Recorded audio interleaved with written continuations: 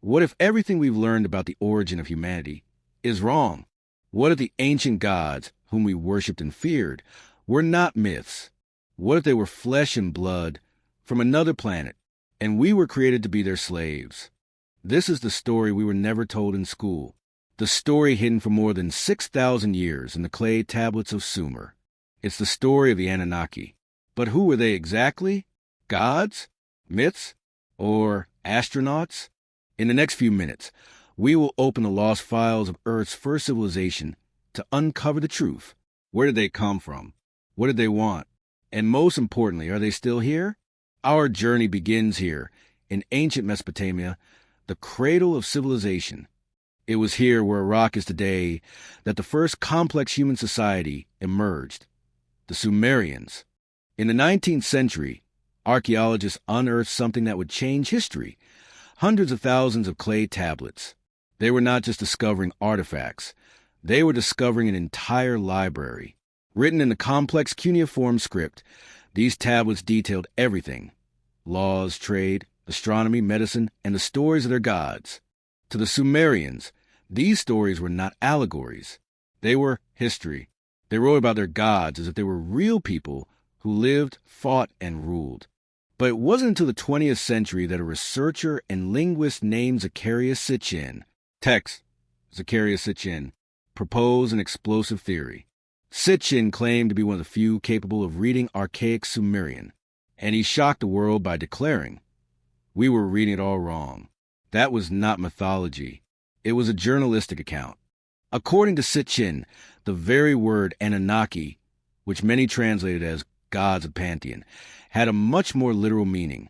Suddenly, the Sumerian gods were no longer spiritual figures. They were astronauts. Sitchin's theory, based on his translations, tells the story.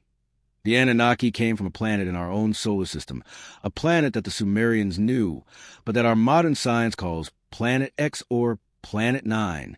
The Sumerians called it Nibiru, a planet with a massive 3,600-year orbit. And Nibiru had a problem. Its atmosphere was dying.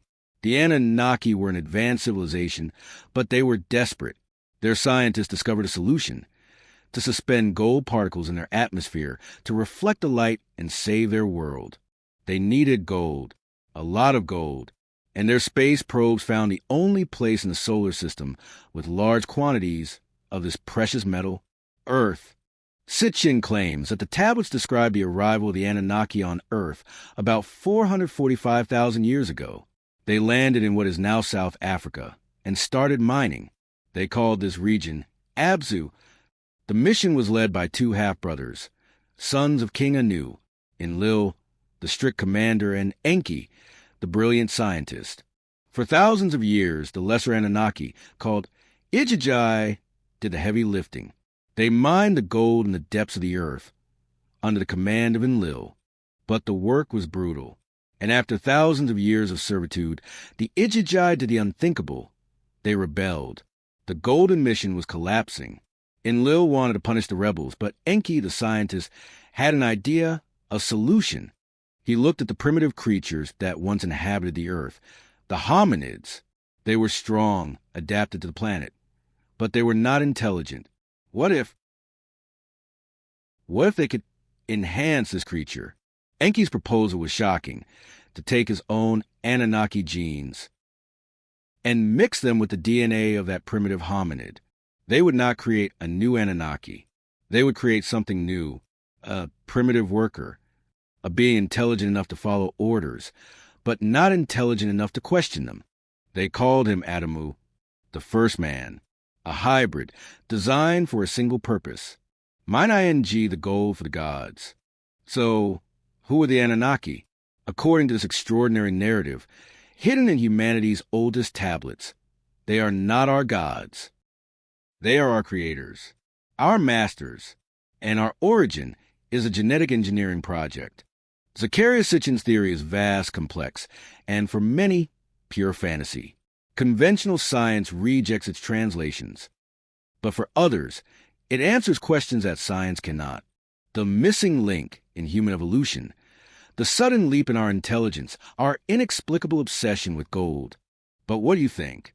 Was Sitchin a genius who discovered our true origins, or the greatest storyteller of all time? Leave your theory in the comments. The story of the Anunnaki does not end with the creation of man. In fact, it only begins. The rebellion of Enki, the Great Flood, and the war between the gods. If you want to discover the next chapter, subscribe and turn on notifications.